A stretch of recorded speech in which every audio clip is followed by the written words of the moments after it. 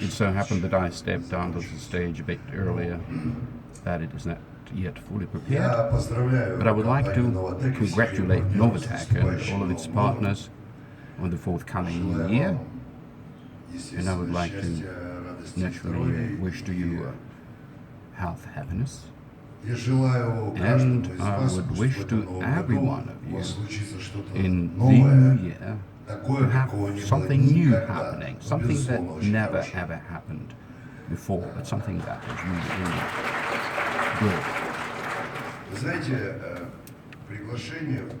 You know, being invited to perform at a corporate New Year's party turned out to be an unexpected one, but a very pleasant, I mean to say, just to come and recite Dovlatov. So here I am, Sergei Dovlatov. We've met, we had a chat. Everybody thought him to be a loser. Even his family name was like that. Some kind of a frivolous one. Ein Kopfer. This kind of a name becomes to an inconspicuous people who is short-sighted, reflecting about himself, and Ein Kopfer was exactly this kind of person. In school they simply managed not to notice him at all. Teachers during the open classes were talking to parents only about the high performers and low graders. A mediocre pupil like Ein Kopfer wasn't mentioned for more than 1 minute. Ein Kopfer didn't participate in any performances, he couldn't draw, he couldn't write poems, even he was reading poems without expression. He never attended the E exercises because he was exempt because of being flat-footed. What it's all about is a mystery. I simply think that it's a pretext not to do physical exercises. The singing teacher was telling him, you don't have any voice, and somehow you don't have a heart either. So the teacher raised his eyebrows solemnly and said, so what is it that you are singing with? Ein Kopfer. Community work, he didn't do any of it. He didn't like to go to a theater. At the Young Communist Scouts meeting, he was asked, what is your hobby? What are you dedicating your pastime to? Are you gathering something for a collection? Yes. He would respond feebly. So what is it? Well, some things. What exactly? Money. Are you saving money? Yes. What for? I mean, what do you mean what for? I want to buy something. What? Just something. What kind of thing? Please tell us. You know, we're all curious. A winter coat, answered Ein Kopfer. When he finished school, Ein Kopfer went to university. It was believed then that that was the only proper journey in life. Everywhere admission was a real struggle, so Ein Kopfer was very thoughtful. He submitted his application to the university where there was no competition, and specifically into the Sanitation and Hygiene University, where he studied for 6 years.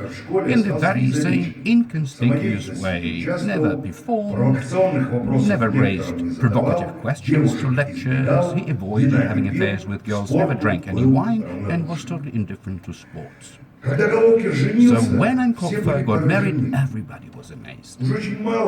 Because he was completely unnoticeable in order to become the one and only one for somebody. It seemed that Ein Kopfer couldn't be the subject of choice, couldn't be preferred by anyone.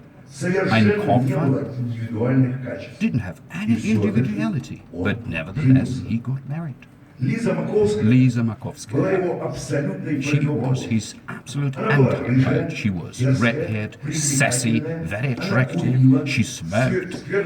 She spoke bad language every time, and she was singing in the faculty jazz band. Always around her were athletic-looking, smartly dressed young men. Everybody was courting Lisa, but she never married. And in her 5th year in university, she had a baby. The little girl looked like her mother, and also she looked like the deputy Young Communist League chapter, responsible for ideology. In short, Lisa became a problematic woman. She was always speaking with cynicism and irritation. By 25, she was completely disappointed in life. And there comes Ein Kopfer. very silent, very shy. He brought her not flowers, but fruits and vegetables for the baby. He never demonstrated that he was being attracted to her. Small house chores he performed impeccably. One time they were having tea with marmalade. The girl was sleeping behind the fabric screen, so Ein Kopf stood up and Lisa told him the introduction is somehow getting too long. Where they have to go to bed or go apart.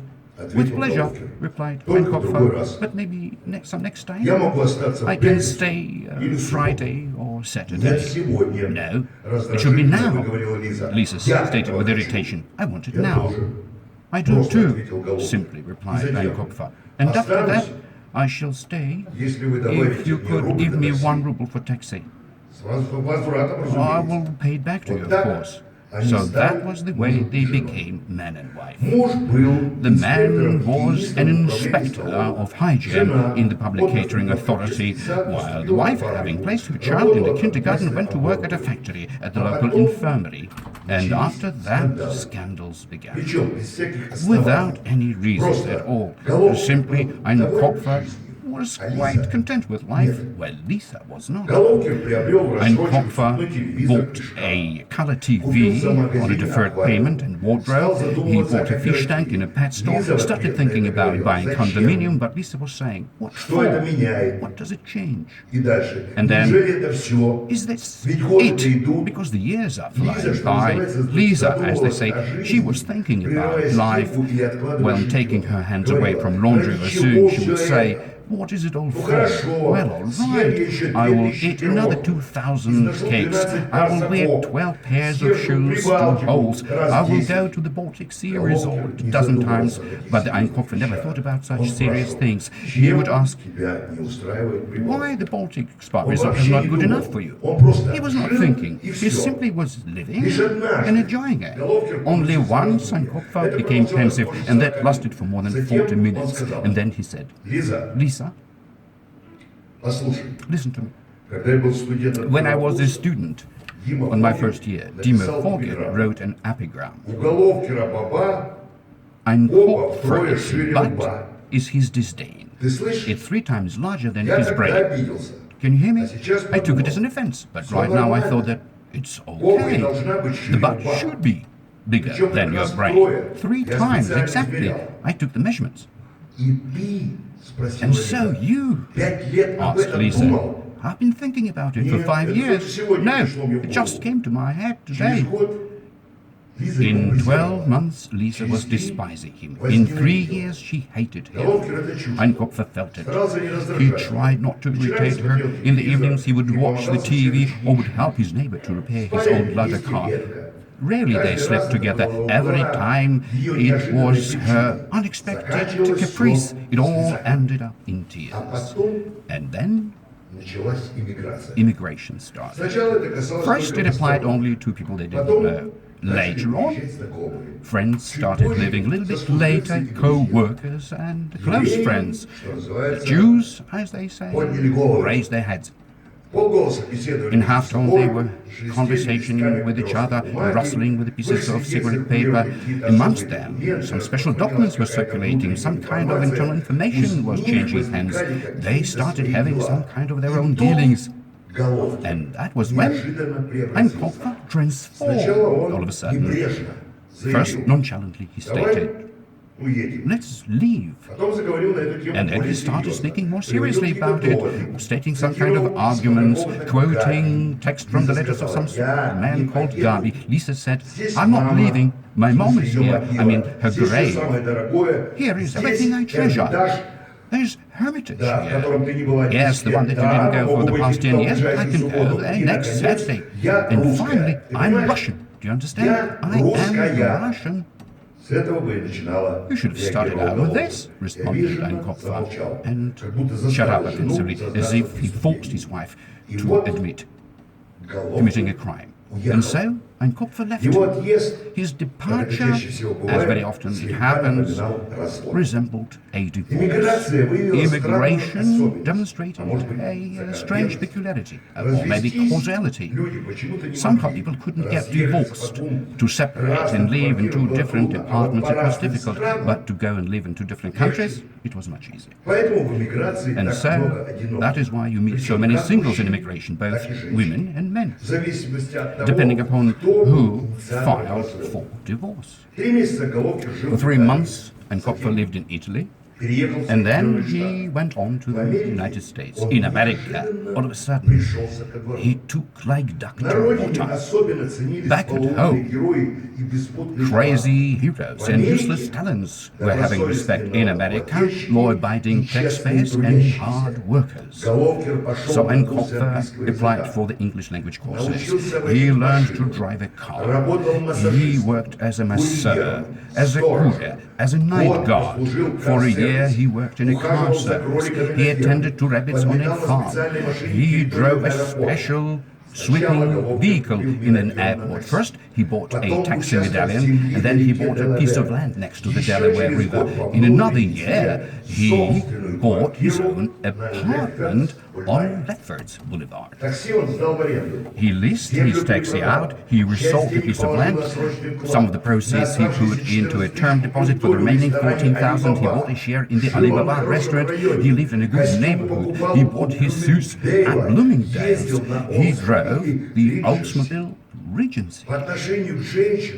Golovkin behaved with good manners towards women. He invited them to good and expensive restaurants. He gave them presents, lingerie and cosmetics. He never rushed them. Kopfer respected Americans, and he was very shy. He preferred compatriot women without children. He never thought about getting married. 3 times he went to Europe.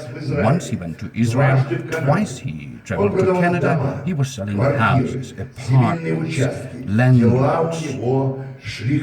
He was having a good business, excellent business. So he was almost a born sales agent, a representative of other people's interests, a man without personality. There is a short joke that somebody's calling a sales agent and asks him, "Do you like Brahms?" At the same time, Kopfer was very accommodating, very self-respectful, a very rare combination. As far as Elisa was concerned, he never wrote to her, she never wrote back, because it was very difficult to send a letter from one world to another, from one planet to another. But he was helping her. And the daughter, first he was sending her parcels by the mail, later on he limited himself to money transfers. That was normal, because they were divorced. And the daughter was an adopted one, although she was exactly the one who Kopfer remembered. For example, the way he was lacing up her tiny shoes, or the way his fingers were slipping from the little buttons when he was helping her to put on her bra, or the way he was shaking her up to straighten her pantyhose. He never recalled Lisa. She turned into some kind of an invisible institution, into something material but faceless, some kind of an internal revenue service. And later on, all of a sudden, everything changed. Kopfer had this fixated idea, not gradually, but all of a sudden. And one day, Kopfer even remembered when it happened between 1 and 2 p.m. on 17th August 1986. Kopfer was riding his car to the office. He just finished a very good deal. His fee was $12,000. His car was smoothly gliding along the paved highway. Kopfer had the light green flannel suit. Kent's cigarette was emitting smoke from his left hand, and all of a sudden he saw himself through somebody else's eyes. It happens sometimes, and specifically through the eyes of his ex-wife. There he was, riding behind the wheel of his own car, a well-to-do businessman, and Kopfer. His consciousness was clear. His wallet was bulging with money. In a cozy office, a nice-looking secretary was waiting for him. He was fit. Blood sugar? He didn't even know what it was all about. He was good, smooth, lotion skin, expensive shoes, not tight at all. And there was Lisa, looking at this person and thinking to herself, what a treasure I lost. That was the way Kopfer had this fixation, i.e. that he must see his wife. She will understand, and she will be convinced. And he would simply ask, so, how is it? And that would be it. And not a single word more. How is it? Kopfer imagined himself a moment when he was coming back on a plane, getting into the hotel, renting a car, changing $1,000 on an exchange rate, maybe even 2 or 3, and then calling and saying, Lisa, this is me. What do you mean, who? Do you recognize me? Yes, I'm just traveling by. Honestly, I'm very busy, although I'm free today. Sorry for my English accent. They're sitting in a good restaurant, and Kopfer orders a poultry, to Lisa something lighter, for himself a little bit of an asparagus, mousse, cognac, I prefer cordon bleu. Armenian? All right, bring it to me. So Kopfer takes Lisa home. He steps out of the car, opens the door.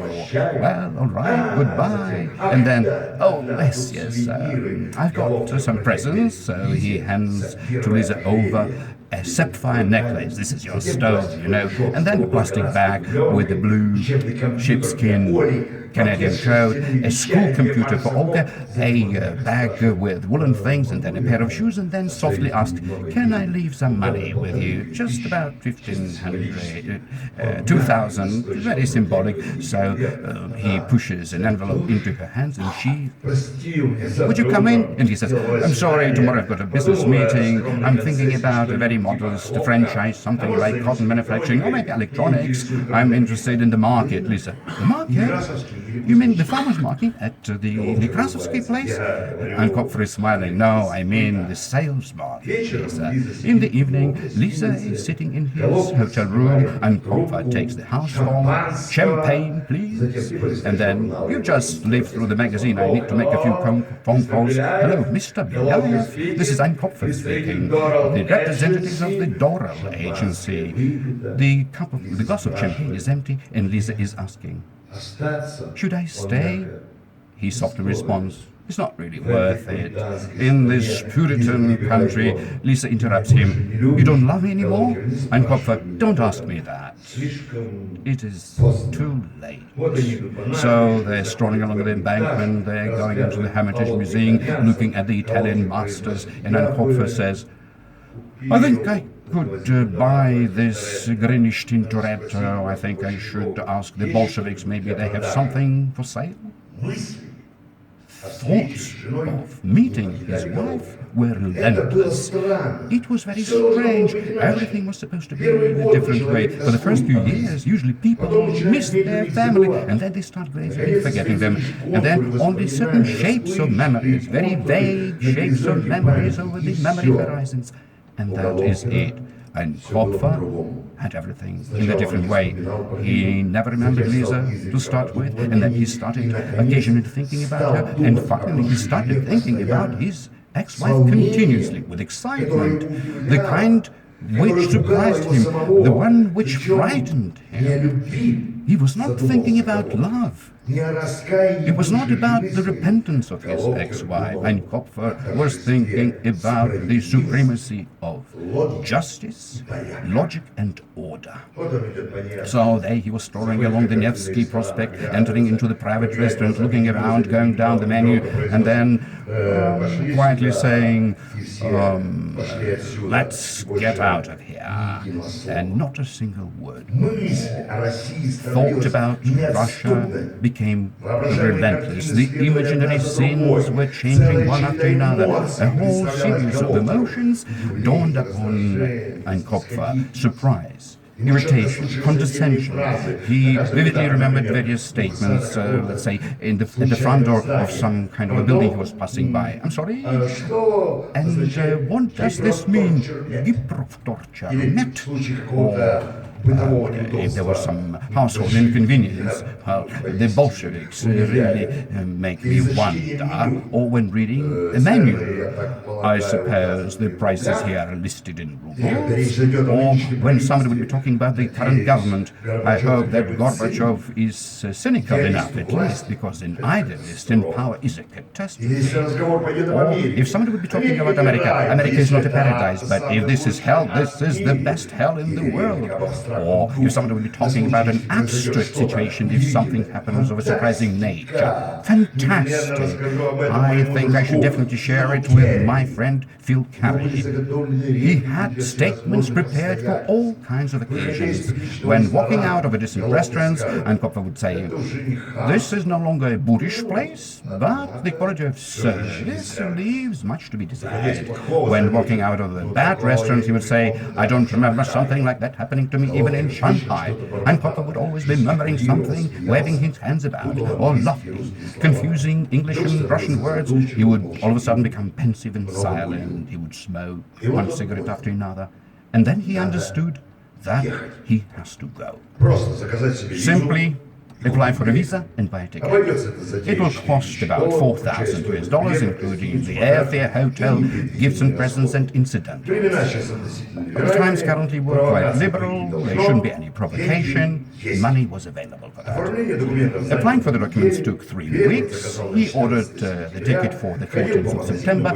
He was shopping around, selecting gifts and presents. It turned out that he had very few friends and acquaintances. His parents in Slovakia had passed out. His cousin's sister lived in Kazan. His university mates, he never wrote to them. The names of his schoolmates he completely forgot. Only Lisa and the daughter remained. Little Olga was supposed to turn 13. And Kopfer? It's not that he loved that very sad-looking, fragile girl. He'd grown used to her, particularly since she was the only one in the world who showed respect to her. When her mother was punishing her, she would say, "Uncle Boris, please buy me some poison." And Kopfer has grown attached to the girl because the mother and fatherly love are very different. Mother, in the first place, has this blood bond, while fathers has this spiritual attachment. Fathers prefer the kind of children who are next to them, even if they're not their own, because wicked stepfathers is something that you rarely see compared to wicked stepmothers. Even the fairy tales tell us that. So he bought a coat to Lisa and shoes. To Olga, a genuine fur coat and a laptop for school. Shirts, shoes, some underwear, some kind of souvenirs, pants, radio sets, a couple of watches. In short, he had 2 suitcases brimming with gifts. Kopfer was able to change money based on the 1-to-6 exchange rate, and Kopfer gave some kind of Mr. Fajbushevsky about $700, and in Leningrad, a lady by the name of Musa was supposed to give him 4,000 rubles instead. And Kopfer flew the American air carrier. As usual, he felt himself a well-to-do traveler and nonchalantly ordered a shot of gin, blue jeans and tonic. He jokingly asked. The hostess asked him, "Are you from Poland?" And Kopfer thought to himself, "Am I speaking with a Russian accent still?" So, in the airport of Leningrad, he didn't like it. Everything seemed to be grey and monotonous, maybe because of no advertising billboards. And it was the first time he came there. So it happened. For 32 years he lived in the place, but never traveled by plane. And Kopfer thought, "What am I feeling having stepped back on my homeland?" And he realized nothing special. He was accommodated in the Oktyabrsk hotel. Soon, the lady by the name of Musa came, very nervous and continuously looking around. She left a plastic bag with money for him, and Kopfer felt fear, fatigue, and excitement. For more than 1 hour, he spent in a hotel, but never dared to call Lisa. Something stopped him and frightened him. It was for so long that Kopfer was waiting for this, maybe for all the past years. Maybe everything that he had been doing and did was only aimed at Lisa, at getting her attention. If that was the case, thought Ankopfer to himself. How many things in life fly by you. You leave and you don't know what is it all for. What are you making money for? What are you buying property for? What is the reason for switching to speaking English? Ankopfer looked at his watch. It was 10:30. He remembered the telephone number, 416, and then 156. Everything was correct. 4 cubed.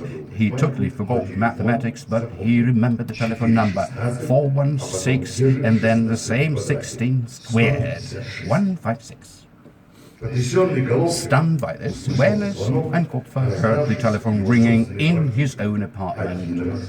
Once, twice, third time. Who is this? Lisa asked. And in a second, please speak up. And then, in a slow voice, he said, is this the Ankopfer's apartment? Lisa, do you recognize me? Wait a second, he heard, I'm going to turn my kettle down. And then silence for the whole minute, and then some kind of simple non-binding words. Have you come? I hope that everything is legal. What do you mean? Yes, all right. She's visiting the swimming pool. How are you doing? Are you traveling?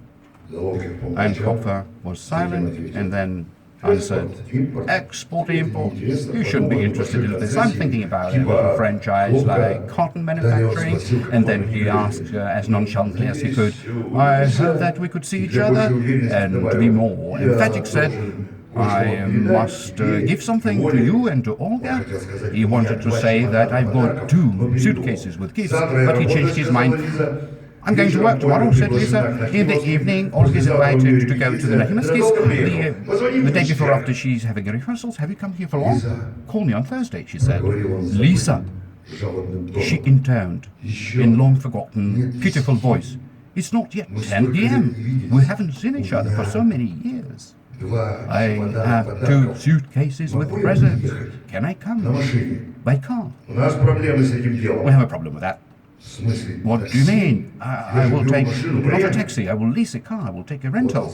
So he comes in, imagines Ankopfer to the car rental, and he hears, we're servicing only foreigners. So Ankopfer is smiling to himself. Well, you see, I know that, I'm telling you, says the car rental person, only foreigners. Do you understand Russian? With difficulty, responds Ankopfer and switches to English. Lisa is saying, what do you mean? Of course, come. Although, you know, I have to go to bed early. And by the way, where are you? At the Oktyabrskaya Hotel.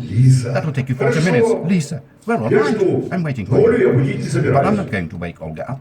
So the usual Soviet problems started happening because the car rental was closed. It was not possible to hail a taxi cab, some kind of a private taxi cab took American cigarette from Ankopfer and drove away, leaving him behind. So he made it at midnight. At 11:45, to be more exact. He rang the bell, the door opened, his ex-wife was sounding a bit guiltily. Well, come in, you didn't really change, but honestly, I have to wake up very early. Well, come in, take a seat. Do you want some coffee? You didn't even change. You are wearing a hat. Well, this is Borsellino's, desperately uttered Ankopfer, and then he took this funny pistachio-colored hat away. Do you want some coffee? Never mind. Olga is asleep. I'm really working my feet off. I'm soon going to go, said Ankopfer. It's not about it. You know, life is becoming more difficult. Glasnost, that is right. People are excited. They're waiting for something to happen. If Gorbachev goes, we won't be able to survive. He said, gifts, thank you. Please leave them in the other room. Do you need your suitcases back? Send it to me by mail. All of a sudden, Ankopfer smiled back. No, I'm seriously. Just tell me, how are you? Are you married? He asked this question with a forced smile. There's no time. Do you want some coffee? Where do you get it? Nowhere. Why are you not married? It's life, you see. There are sufficient men around, and everybody's dying to spend some time with me, but getting married is a serious thing. Are you not married? I'm not. Well, how's it in America? Kopfer happily uttered the phrase he prepared in advance. Well, you know, it's really great to respect the country where you live, not just to love but respect it. Silence. Maybe you will take a look at the things I brought. I want to make sure that the size fit. All sizes fit us, said Lisa, because we're sizeless. Well, but generally speaking, thank you very much. Another person would forget about their limine. This is not a limine, said Kopfer. This is just for you and Olga. Well, you know the way they call you these days? Who? You. Like you. Who do you mean? The immigrants. Who calls us? I mean, the newspapers are writing about you. Our foreign competitors, as well as the persons due to many reasons who ended up being abroad. And again silence. Another minute, and he will have to go. Desperately, Kopfer says, Lisa. Well, Kopfer for a few seconds was silent again, and then all of a sudden, well, if you want, let's have a dance. What do you mean? I've got a radio set in the suitcase. Are you crazy? Olga's asleep. Kopfer frantically was thinking, how else can you court a woman? The gifts are behind the door, it's too late to go to the restaurant, she doesn't want to dance, and all of a sudden he uttered, I think I'll go. Already? Well, it's soon 1 a.m. I hope you call me back.